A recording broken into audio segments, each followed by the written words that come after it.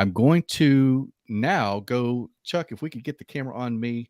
We've got a new brand alert. We've got a brand called Metal Speed Zone. And I received some samples from the maker recently who wanted us to just give them a look. And I got to say, I'm not unimpressed at all. These are really pretty cool little models. So they aren't necessarily all true 164.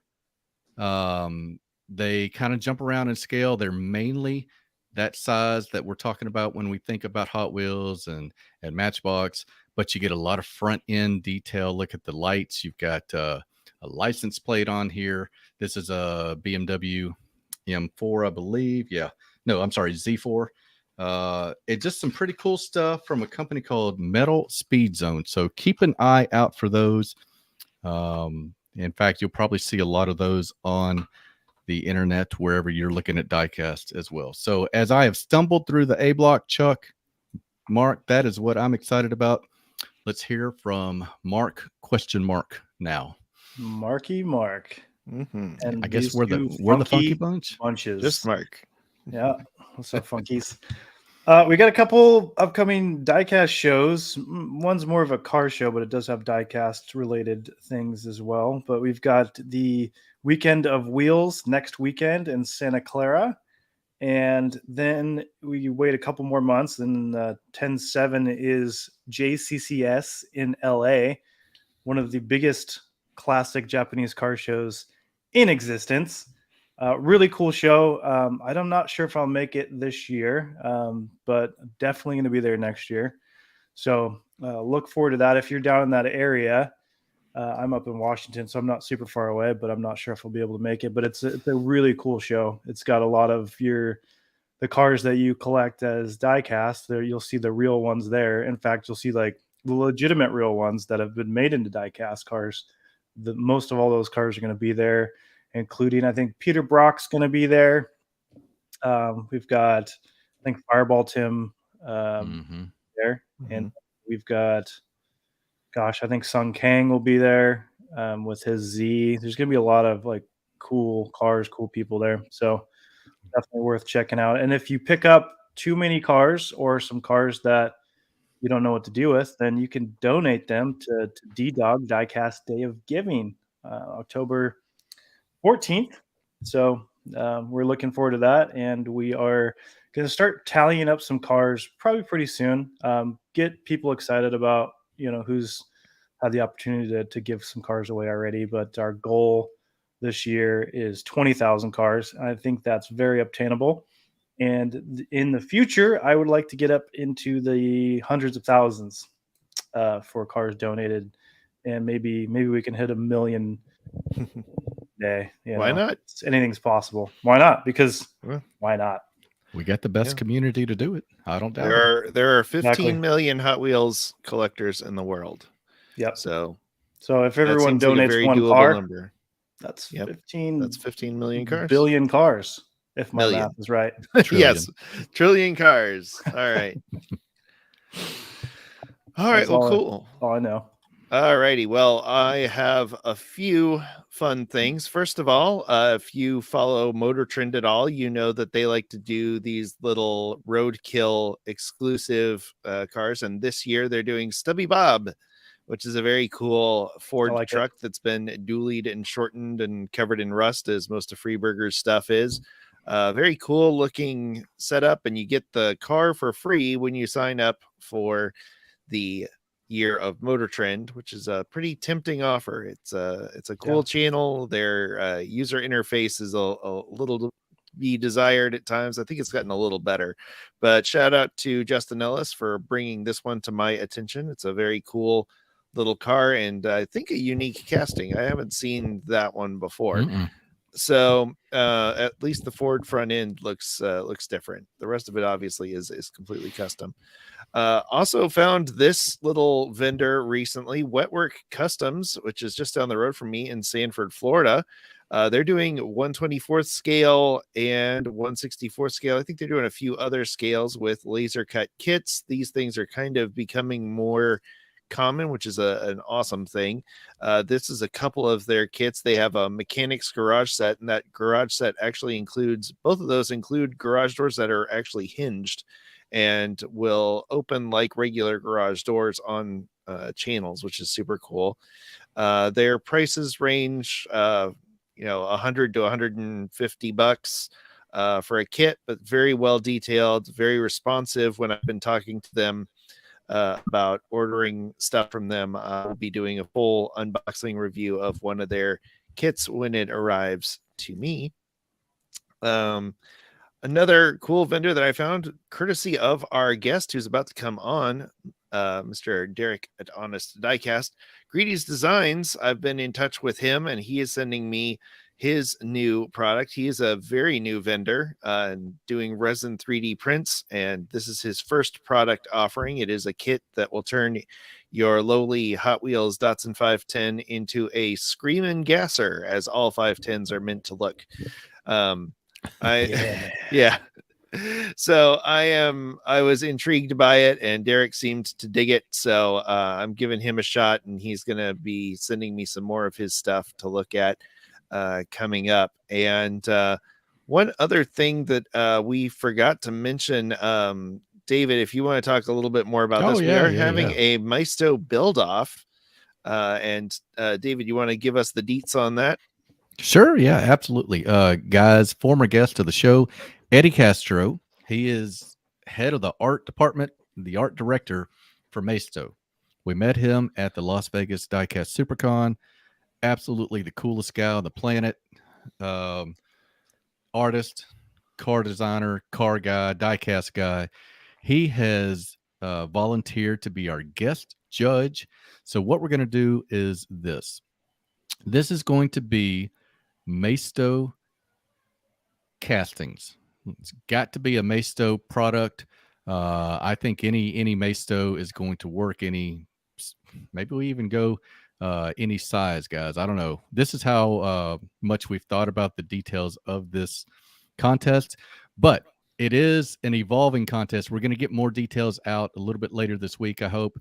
But that's the gist of it. We're going to pick Maisto cars up.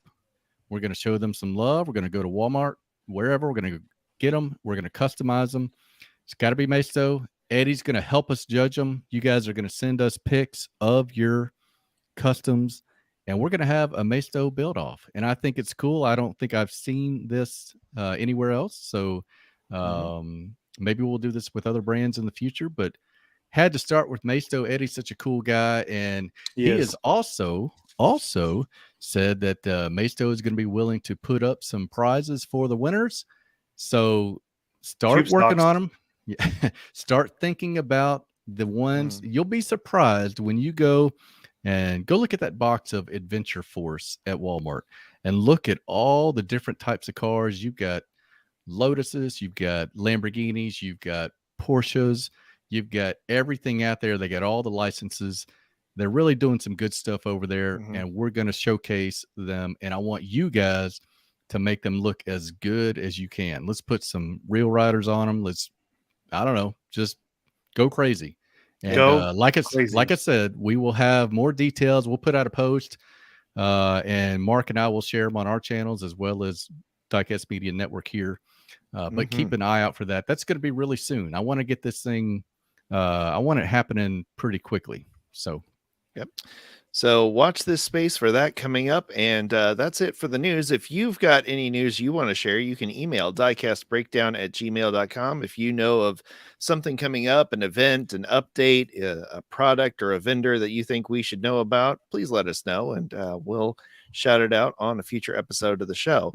And before we go to our first break and bring on our guest, I want to give our small channel shout out this week to Full Custom Diecast. His link is in the description below. Very cool customizer that only has 430 some subscribers. So go show him some love. Yeah, let's get those numbers up. And that's it for this section of the show. We're going to take a quick break, and when we come back, we're going to have Derek of Honest Diecast. So stick around. We'll be back with more Diecast Breakdown after this word from our sponsors. If you have a favorite Diecast channel with less than 700 subscribers and you'd like to see them highlighted on a future episode, email us at diecastbreakdown@gmail.com. The Diecast Media Network store is here. Wear your passion with pride, featuring designs from Diecast Breakdown, flying Valiant builds, plus unique designs inspired by diecast culture from Justin Ellis. Visit tpublic.com/Diecast Media Network now. Hey, this is Champion DJK, and you're watching Diecast Breakdown. And now back to Diecast Breakdown. All right, well, we are back, and look who is in the studio with us today. It is once again Derek of Honest Diecast. Derek, thank you so much for being here today. We are so excited to have you. Hey, pleasure to be back, guys. And finally, Mark is in the building as well, so it feels complete. All here. I like it. We got a full court press going on. And so Derek's been on the show a few times, at least once now. I can't remember if it was more than once, but it was definitely once. We did that really cool Hollywood diecast shootout that nobody liked. And I liked it. Well, it was fun. It was. I wasn't even there. There were some disagreements on the choice. I believe it wasn't it the Fast and Furious Porsche that won. But yeah, it was. I think it was Brian's R34 Skyline. That's right, Brian's R34 Skyline. Yeah. So that's why Mark was happy with the. Brian, you got a heavy foot. I know it's club. I liked it. I thought it was a lot of fun. It was a lot of fun. So we got another a game kind of topic that we've got that we were going to talk about. But before we get to that, how you been, Derek? What you been working on? It's been good. Been looking around. Still not much to find, but been focusing a lot more on customs, and overall been a lot more happy with it. So, yeah, looking forward to cranking out a couple of new vids for customs, and just keep rolling through it. Yeah. I know when I was on your show a little while ago, we were kind of commiserating over the joy being out of the hunt and drifting more towards the custom side and more of the high end side. So it's been nice to see. I've watched, like I said in the first section of the show, stuff like your review of Greedy Designs and his 510 gasser kit, which looks super cool. I'm very excited to get it. There it is. Look at that. For the folks that are watching, it's a beautiful Gulf livery. I love the finish on that. That finish is so wheat, if you don't mind me saying so. Thank you. I thought it was pretty fitting. I owed Eddie from Simple Customs a gasser, and I was sitting there thinking, man, what would I make him? Everybody's done a 55, everybody's done a 64, and I was really thinking about it. And then I started talking to Josh from Greedy, and I was like, that's going to be the one I'm going to make him, I think. And he's just going to have to like it. Yeah, I'm sure he will. It's beautiful. Derek, I love this. It is a work of art. And I've been talking with Mr. Greedy. He is a super nice dude. He's really just getting started. So folks, please check out his link is in the description. It's just a Facebook page right now, and he's just taking PayPal through Facebook Messenger, but he is super responsive, and he's got at least 6, maybe 8 kits he's working on, and they're all really wild choices. He's talking like the 41 Ford is a pretty Ford truck is a pretty common choice, but he's talking like Nissan Maximas and Datsun 620 pickups, and so it's really cool.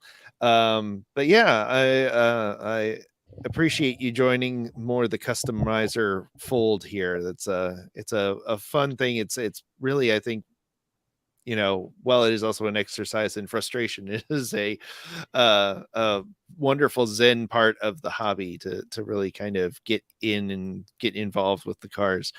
Absolutely. So, absolutely. And it's a whole nother addiction too. A lot of people don't understand that, but they have to be prepared. Once you start drilling cars and stuff, you're going to pick up a totally new addiction that's related to what you were used to, but totally different at the same time. Yeah, absolutely. So speaking of addictions and different over obsessions, something that's just been kind of on my mind lately, it just kind of hit me earlier today when I was thinking about what we would be talking about. I'm on a lot of the Facebook groups, including the Honest Diecast Facebook group, which I'm sure everybody who's watching right now is already on.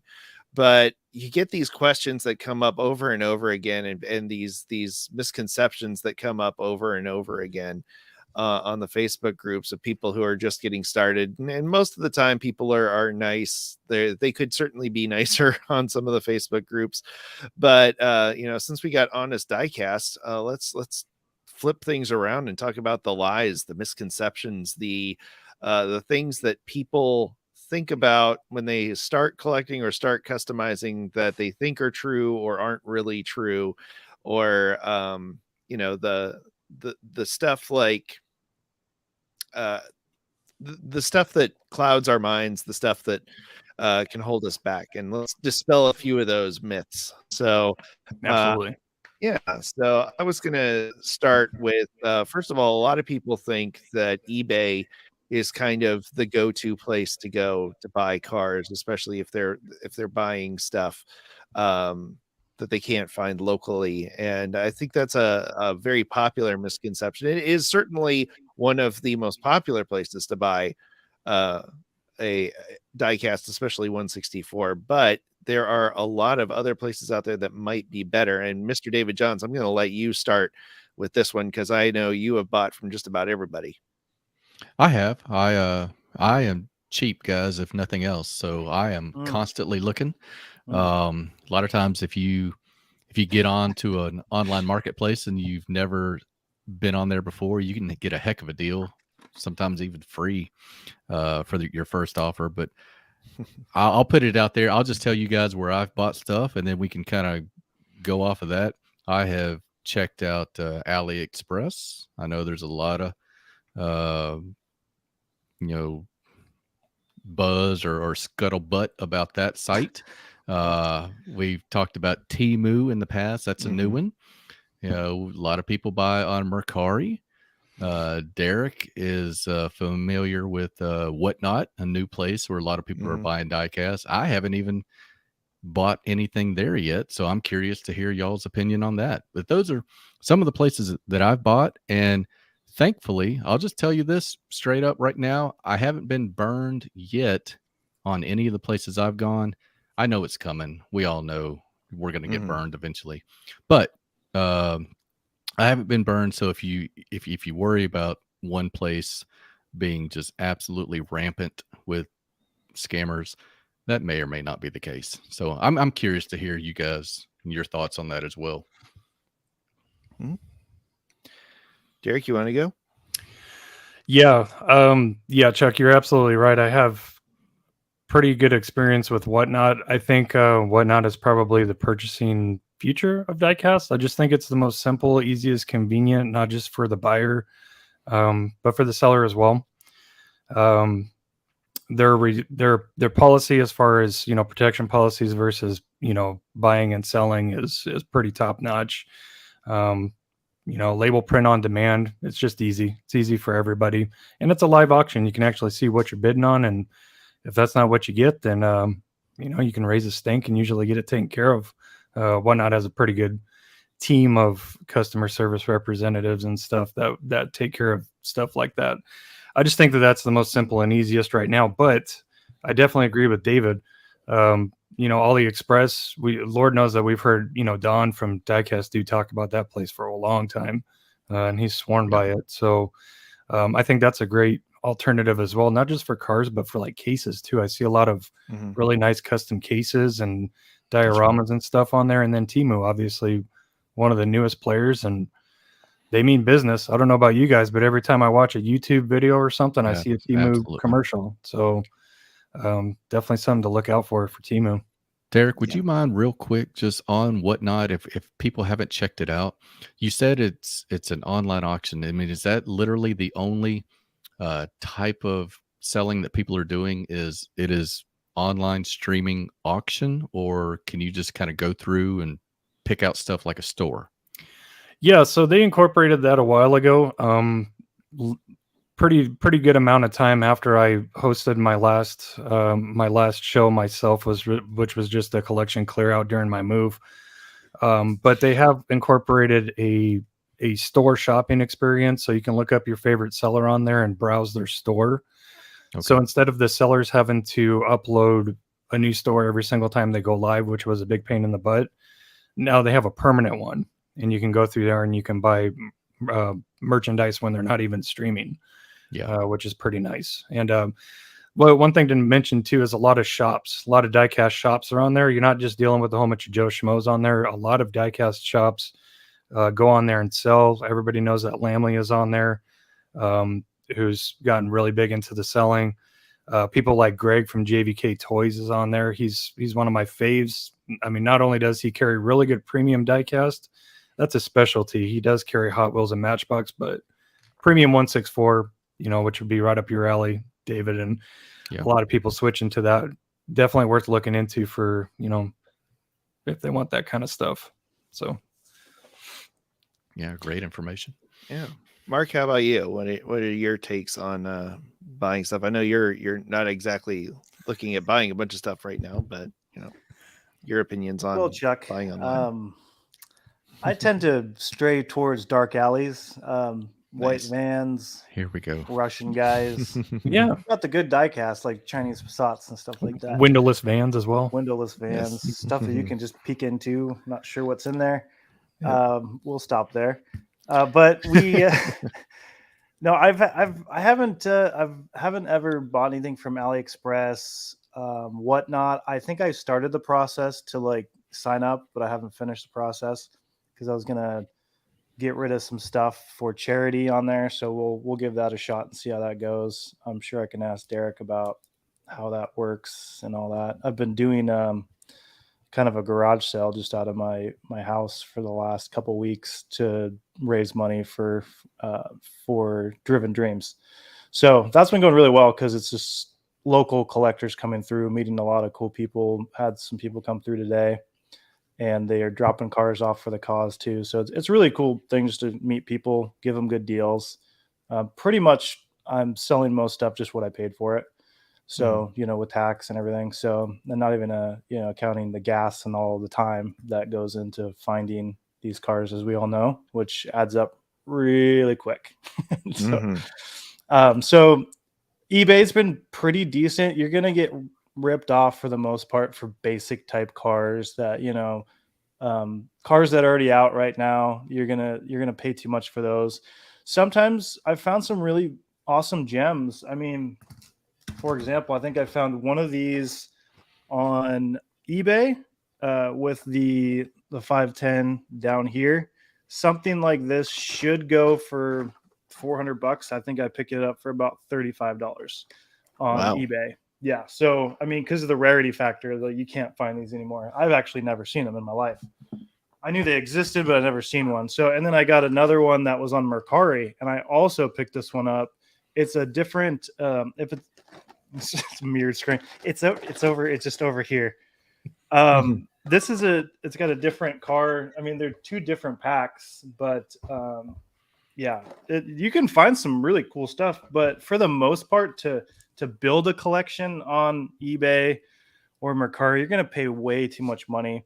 So it's, for me, I use it just to kind of keep my eye out. I'll type in Datsun 510 on both platforms, and you can also save your searches to where it like shows you what 510s are for sale, because that's realistically that's all I'm collecting now for most cars. But Hot Wheels, I'm kind of done collecting a lot of their newer stuff. I'm just only collecting 510 stuff and their older stuff that's really obscure. But I've, as a lot of you know, I've gotten more so into premium cars. Thanks, David.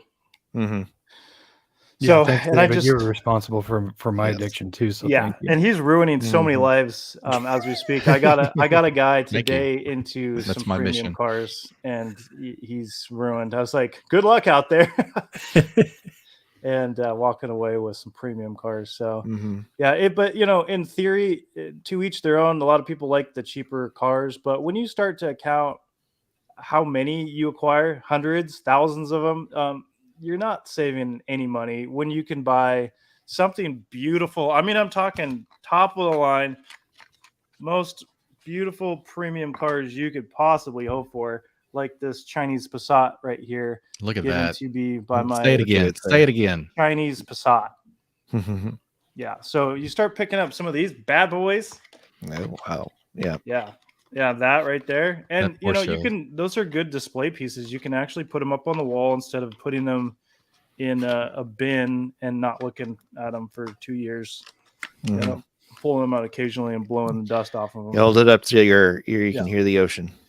Yeah. Oh, it's my pillow. I use it as my there pillow you at go. night, Chuck. Hello. Very nice. Hello. Mm-mm. Hello.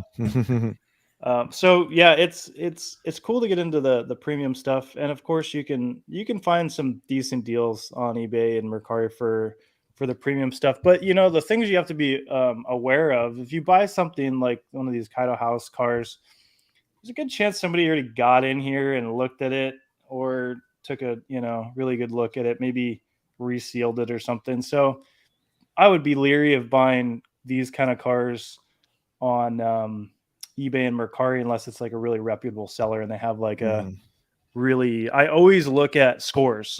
So when you're looking on Mercari and the person has never sold anything before or they have a really poor rating, don't buy from them at all. It's going to bite you.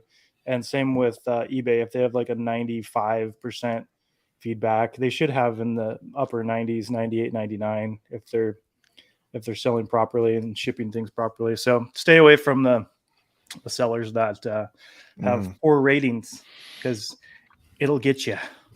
Good advice. That's true for like AliExpress and Teemu as well. You know, because those are basically, I think a lot of people don't realize those are platforms for vendors to post their own things. It's not a direct manufacturer to Teemu to whatever. It's like an eBay for new things that are based out of China. So you can see the same exact vehicle or accessory kit or model listed by 8 or 10 different sellers. So don't go for just that first one that you see. There might be a better price, and B, that person might not be the most reputable person to buy from. So that's another very important thing to keep in mind. And I think while we're on this vein, another myth that is very popular, especially among collectors of other scales, is that premium diecast is not great by comparison quality wise. People think of premium diecast and they might think of nice Hot Wheels or Johnny Lightnings. No offense against Johnny Lightnings, but they're thinking about the stuff that they can find in Walmart, and that's the best 164 has to offer. And I think we all know, and everyone watching right now knows, that's definitely not the case. But for beginners, for people who are new and still have a lot of misconceptions in their head, or they collect 1/18th scale or 1/25th scale and they think, oh, well, there's nothing to offer. I'm sure y'all have differing opinions on that. Mark, I'm going to start with you. Yeah, there's like I said, with Hot Wheels, I'm straying away from them a bit because even I do enjoy some of their premium stuff. I think Derek sent me this Porsche right here. So it's really a beautiful car. It's one of their better premiums that they've come out with lately. But then you get into this stuff like I've showed before, the Tarmac Works BRE. You get this stuff like this that comes with a little license plate frame, and it comes with the car with just stupid amounts of detail. And Hot Wheels can't really touch what, like, you start looking inside of this car. Yeah, zoom in there, Chuck. Get in there. So yeah, it's Look at it, sir. Look at it, sir. So yeah, you get these cars and down to the exhaust pipe, the shift knob, the wiper blades. It's just crazy. So you gotta buy one of these yourself. Something like this without a signed one goes for around $40. And I think this one, like signed by John Morton, the racing legend himself, was probably $120, which is awesome for a car. This is 95 of 100, so there's only 100 of these made that are signed. So yeah, you start getting into that kind of stuff, which is a true collectible. I mean, it's to have something that's signed by the driver, is pretty amazing. But yeah, I think I've pretty much strayed to a lot of these, premium cars, especially the You got your little Kaido House cars, and they're pretty high quality, way more so than some other premium brands out there. You get a lot more bang for your buck. So yeah, I think that's a major misconception if people are, thinking that if that's not just like a made up thing by Chuck. I think he just made that up. But Right. no, I think I do. I mean, a lot of people get into collecting the cheaper cars thinking that it's cheaper, because this car's $1, it's $2. But when you walk out of the store, like Derek and I did, the first cars he bought were with me, and I think, would you buy around 45 cars, something like that? That was like my first 30 or 32 cars, thanks to you. 30. Nice. Yeah, so that's, I don't know, $40 or whatever, and then from there you're walking out with bags full of dollar diecast, and they're almost a couple bucks a piece, and the quality's definitely gone down with a lot of the Hot Wheels stuff, the cutting costs. So perfect time to switch over to premium, people, right, David? Chinese Passats. Yep. I think that's a good point, especially when you think about the and I'll turn this over to David because David is Mr. Quality over quantity here, but it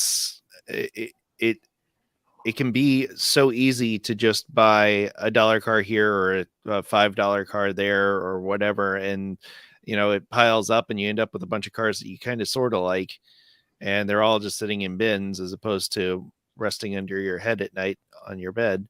Yeah. No judgment there, Derek. That's whatever helps you sleep at night. Don't judge me, Chuck. Don't judge me. No judgment. This is a judgment-free show. I use this as a snuggie.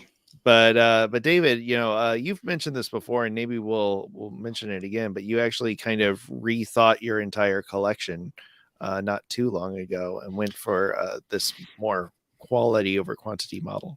Yeah, I did.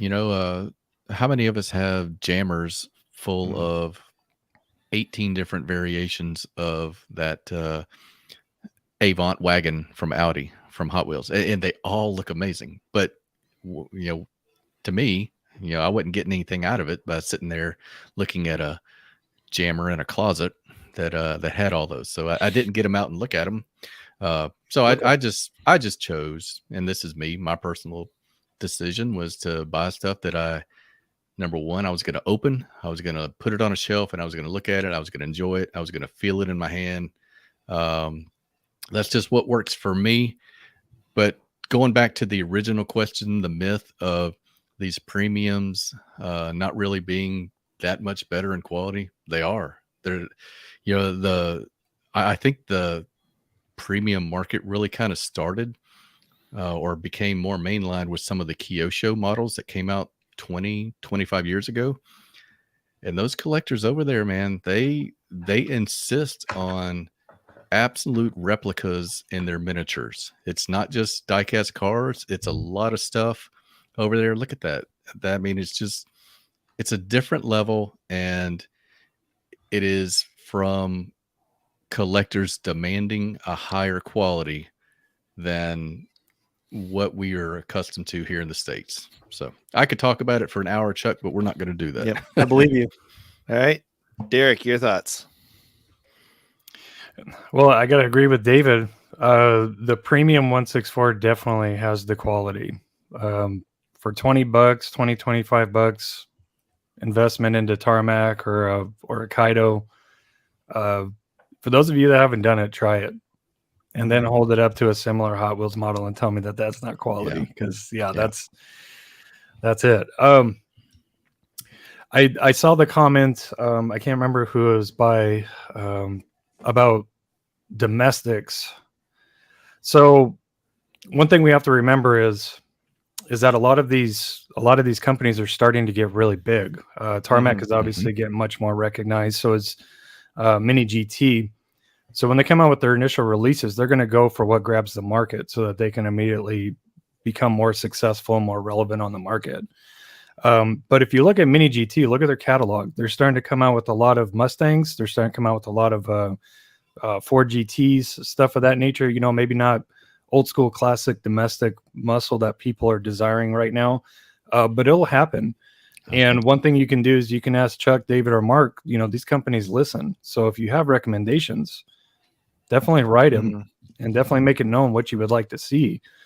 And then you can probably bet your last dollar that it's going to happen within the next year, that they'll probably come out with something like that for what you're looking for.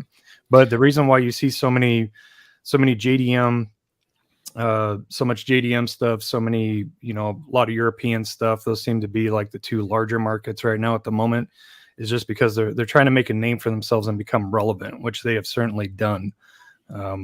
So just give it some time. And like I said, write these companies, get in contact with them, let them know what you would like to see. And bet on it happening sooner than later, probably, most likely.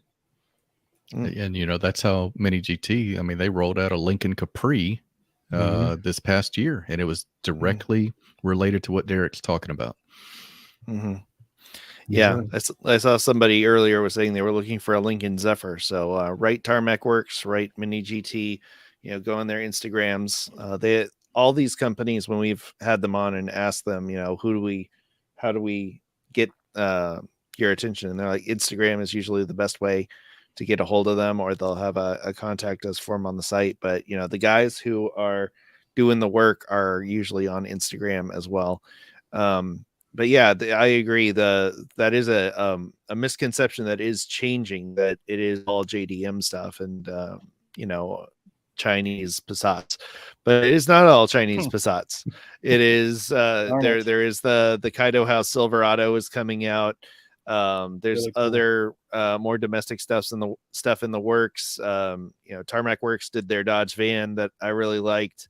So it is coming, and I have a lot of positive hopes for the mid card brands. Like Auto World has really stepped up their game. Greenlight is doing some really cool stuff, and Greenlight just changed hands, so I'm hopeful that is going to lead to even more great stuff from them as well. And those are the ones that you can find on the shelves here at your local Walmarts and stuff. And those cars are looking mighty sharp for a very reasonable price. That Chrysler Conquest that Auto World just came out with is just fantastic. And I think we've talked at least 10 times about the Johnny Lightning 1980 Monte Carlo that David and I love so much. But those Kaido squares, I'm not a square body collector by any means of any stretch. They look good, but those are fantastic, and I'm so seriously considering about picking them up. Yeah, it's rare, not rare. It's actually getting more and more common that you look at one and you go, wow, is that a real car? And that Silverado, it's pretty dang close. Like it just, they got the proportions so right on that thing. So good. I think you'd be doing yourself a disservice, Derek, if you didn't buy one. I think you're right. I think so. You're absolutely right. Yes, you need your other pillow. You got the one for your head, and then you got the one that you can snuggle as well. So you got the big snuggleable Silverado pillow. You got the lengthy pillow, and then the shorter stack pillow on top. Yeah, I get it. Exactly. So, but yeah, all right. So those are some of the myths and misconceptions that came to my mind. David, you got any on your mind that you would like to bust while we're here? I want to hear from Derek. I want to hear from our guest. That's true. I want Derek to assure every collector out there that you don't have to be there with a bag of donuts in your hand to give to the worker at Walmart to ever have the hope of getting a super treasure hunt. And you don't have to be there right when they open. Donuts. Maybe is that a tease for the break, or do you want to keep on going, Chuck? Let's keep on going. All right. So Derek, got a good thing going. if we want supers, man, are we gonna have to do some shady stuff, or are they still out there for the hunters? They're still out there, but I'll agree with everybody else in the community who has spoken up about this. They are much harder to find this year. Absolutely, 110%. So if I was anybody out there hunting, whether you're trying to pallet dive a Walmart at night or go there first thing in the morning, don't hold your breath to find a super. Just collect what you like. Focus on collecting what you like. Don't worry about the chases anymore. It's just become way too hard with how many people have gotten into this community, which is great. I'm not talking bad about that at all, but it is going to make it harder to find stuff that you're out there looking for, specifically chases. So just collect what you like. Go with what you're after. Don't go in there with just the golden flame on the mind. Go in there. Hey, I want Porsches. I'm hoping to find some Porsches this morning. I want 510s. I'm looking for 510s this morning. Take that approach. Collect what you like. And can you Exactly. can you just briefly add maybe that it doesn't hurt to be nice? You know, sometimes if we're nice to the clerks, sometimes they help us out. And you know, with that being said, we help them back. You know, we peg the box for them. Derek, you've had a lot of success just being nice when you go into these stores, right? Yes, absolutely. That's something I've preached since day one. Just take care of people, and you know, maybe they'll take care of you back. You know, offer to fill them out. You know, a comment card. Target has comment cards. You go to the customer service desk. You know, fill it out for them. Don't ask them if hey, if I fill out a comment card for you, will you help me? Don't do that. If they go out of the way to help you, just go do it. And one thing I would recommend on that note, give it directly back to the employee, because sometimes they don't always get them back. You'll give it to the person who's working customer service and they'll never see it sometimes. So just a little recommendation there. But yeah, take care of people and maybe you'll be taken care of as well. That's all we can do is just be nice to each other and hope for the same in return. Amen. So, I would also say one of the myths I like to bust is that there are no more good used deals out there. You're not going to be finding cool stuff at the thrift shops or the flea markets and stuff, and that's still very much not true. There are a lot of really cool finds that I've gotten out there from stuff that's even stuff that's only a year or two old that's still very reasonable. That's only $2 or $3 that I would have considered buying for $5 or $10 on eBay, and then found later for you know, $1 or $2. And you know, I just had a video where I shared I got 2 24 packs of vintage Blackwall and Redline Hot Wheels. They were in rough shape. They weren't in the best shape, but they were red lines for less than $1 a piece. And I got the case as well. So you can't argue with that, you know. So OCD Garage says, I like going to Goodwill to buy project cars or even just to open cars for my collection. Yesterday you got a couple of good ones. So nice. You know, shout out to OCD Garage there. And we've gotten a lot of really, really great comments here. Thank you everybody for sharing yours. If you have any myths that you would like to bust and you're watching live right now, please leave them in the comments below. Another one that I think all of us can attest to is people who say, well, I want to start a YouTube channel or I want to start posting on Instagram, but I don't have the gear. I don't have the wherewithal to make videos on YouTube. And I think that's one of the biggest myths of this hobby is the people who are going, oh, well, I'm not ready yet to start making videos. And it's like, folks, if you got a phone in your pocket or you're watching this on your phone right now, you're there. There is no reason to start or to not start. And, you know, people are very worried that their first videos are going to suck. And yeah, they probably are. They will. They will. And probably your first 100. Yeah. And yeah, we've that's said just that yours. before. Usually you know that this is something that I learned in, you know, I went to a conference specifically on content creation, and Pacifically, it wasn't the Pacific time zone. That was how I ended up at the Cubbyhole in Phoenix. I was at a content creator expo, and the YouTube specialist was like, look, man, just assume your first 100 videos, those are your learning videos, and you know, those are the ones that you're going to build on. And you know, and you know, we mentioned Don earlier from from Diecast dude. You know, he doesn't own a computer. Yeah, that's he does wild. all of that on his phone, and he's got, you know, what, 18,000, 19,000 subscribers. It's probably try triple that. Try 1 billion. 1 billion subscribers. But yeah, so yeah, it's not about the production quality. It's not about the amount of hours that you put in your videos, unfortunately, because I put a lot of time in my videos. It's you've got to just get out there, share what's interesting about you. People are going to like what you bring to the conversation, and they're gonna stick around. And another big misconception is, oh, well, I'll put my video out there and nobody will like it. And yep, there's that's the only video editor I've used my whole time on YouTube is InShot. My Yeah. radar.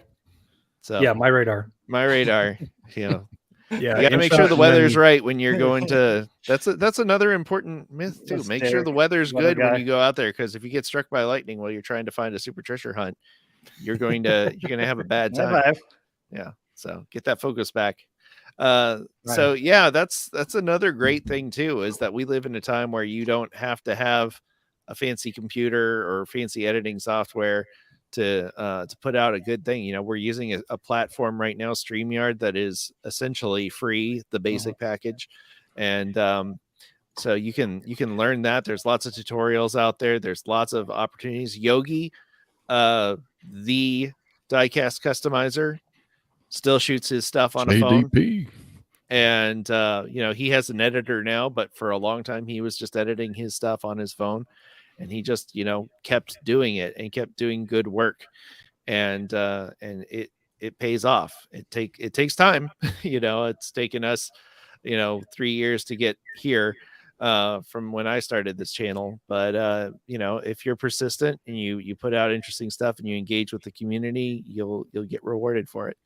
So Can we get Chuck? Can we go back to one thing that you Sure. said earlier? Like when you were talking about going to vintage or thrift stores, Mark had a great example of those places. They don't know diecast, and why would they, right? So whoever sold Mark that 9-pack that was worth 10 times what he paid for it, that's a good example of like what you can find in Goodwill or Salvation Army or whatever. And to that point, Back alleys. yeah, to that point, you got to know your stuff. Like you gotta be on there shopping. You gotta like look around and see what things are going for. And if you think something looks pretty good, pull out that phone and see what it's going for on eBay. I do that all the time. And you know, if it's a deal, it won't be there tomorrow. That's the kind of thing that I live by when I go to those thrift stores. If I see something and I'm even mildly interested in it, you got to get it. It'll be gone the next day. But like Mark found those deals because he knew what those cars were worth, and they were way underpriced. Mark's always been a good bargain shopper. Yeah. Oh, he probably beat them down. Oh, stop it.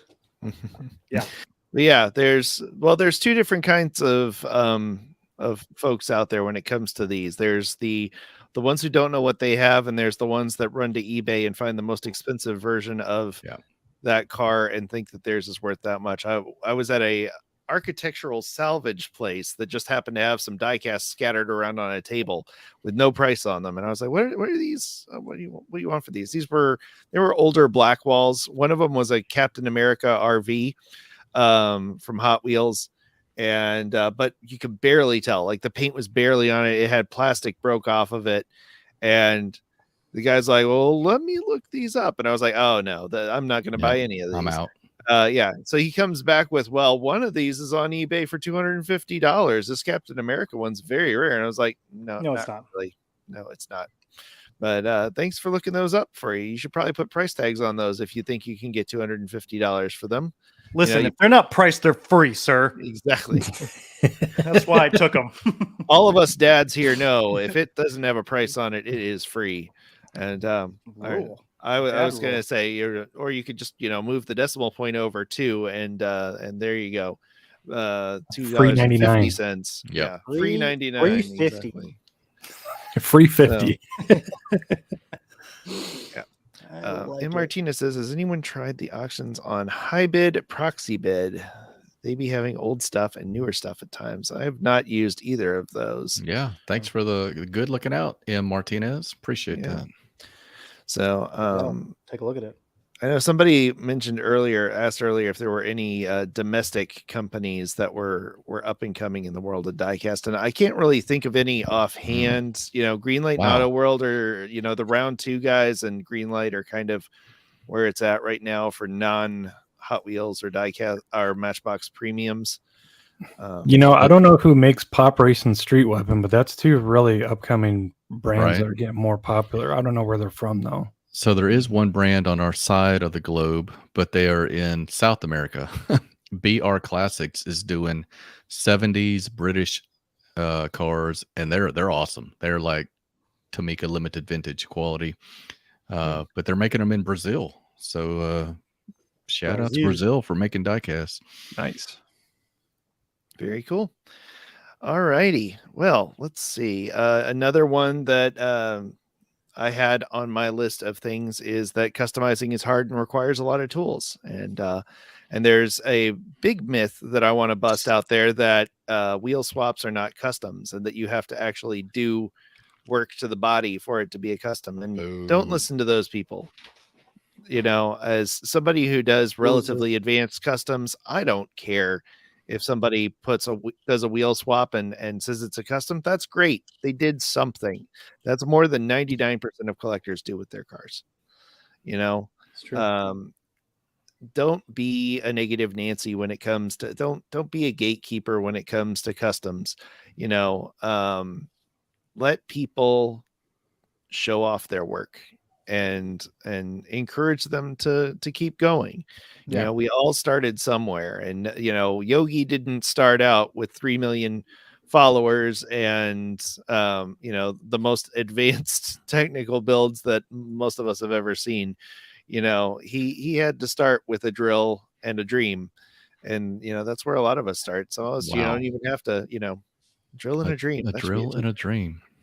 But yeah, It's like a movie. it's just right off the dome there. Drill and a dream. Well, I beg to differ, Chuck. I would venture to say that your builds are extremely technical and well thought out. Oh, I would say thank you you're very much. extremely advanced. Well, thank you. I appreciate that. And I agree. you know, but again, you know, a lot of people will look at my videos and go, "Oh, well, you just picked up into that." And I was like, "No, I started building cars when I was like 8 years old." Right.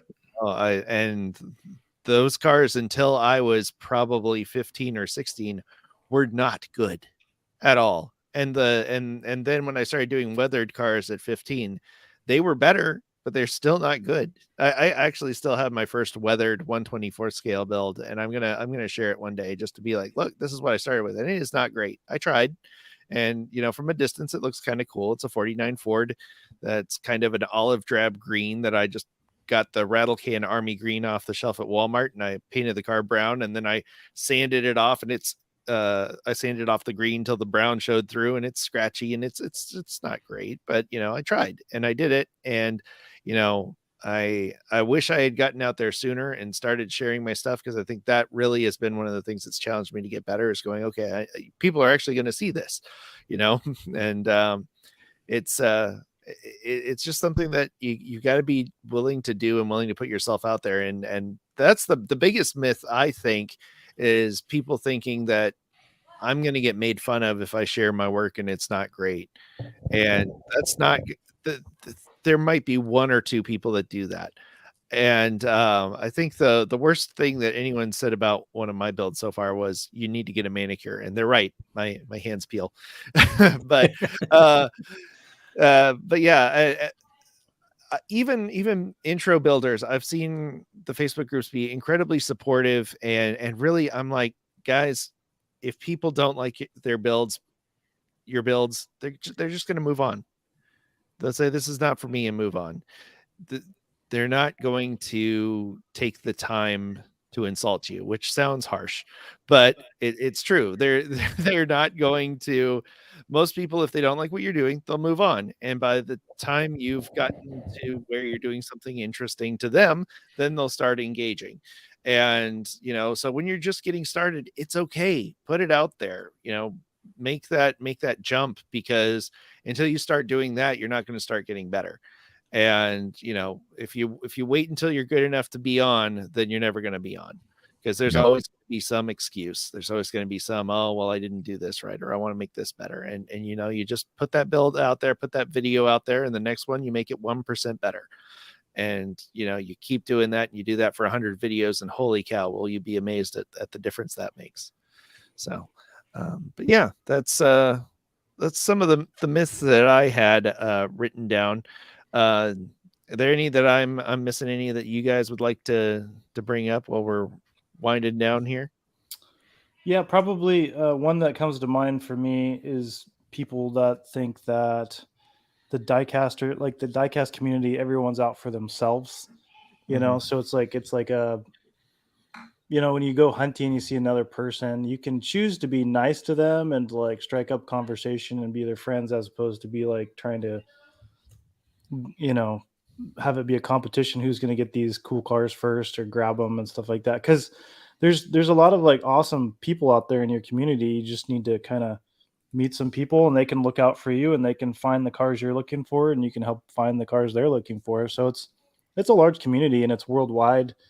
And there's people that are willing to ship you stuff or trade things, and just be genuinely nice. And then there's some people out there that their alternatives are not even collecting. It's more so, self-interest. And there's always going to be those people in every hobby. But there's, in this community, just with the charity stuff that we do, you can see like how genuine some of these people are and how amazing they are. So there's a large community, a lot of great guys and gals, and don't go into the collecting thinking that everyone's trying to look out for themselves, because it's really not the case. There are those people, but it's more far and few than between than you think it is. So Well said. Very well said. All right. Well, guys, it has been another hour that has just flown right by. Again, thank you so much to Derek of Honest Diecast for joining us today and bringing some of his friends. This is a wonderful turnout. We've really enjoyed seeing all of these comments and the engagement. You guys have been sharing a lot of great stuff. And we want to thank especially the folks who have been sharing a lot of great stuff, which is their money with us. So shout out to our patrons, especially our executive producer level patrons, Twice Diecast. I know that guy. Donald Rashik, First and 64th Customs, and Video Geek Productions. And of course, all these other fine folks who have agreed to part with some of their income in order to keep this amazing show going. Thank you so much for doing that. And a big shout out to you for making it to the end of another episode. And again, thank you so much, Derek, for being here and being one of those amazing patrons / members. If you want to know more about supporting the show, you can do that over at diecastbreakdown.com, which will take you to our Patreon page, or you can hit the little join button down at the bottom. And while you're down there, you can hit subscribe, ring the bell, all that good stuff, so you can see what is coming up next. And we got a lot of great stuff coming up. Again, please go check out drivendreams.org and follow the hashtag DDOG. That's DDOG to learn more about the Diecast Day of Giving, which is coming up this October 14th. And we're going to raise 20,000 cars. And we're going to send them all to Mark's house. No, we are not. We are going to send them to local charities in your area. Not again. So be sure to stick around for that and follow all these fine gentlemen's channels. They are down in the description below. And, buy some merch from us. Why not? If you're looking at our channel right now, you should see we've actually got a new merch store. Shout out to Justin Ellis, who's worked very hard to get all of that set up. And again, thank you everyone for being here. And until next time, stay fresh, cheese bags.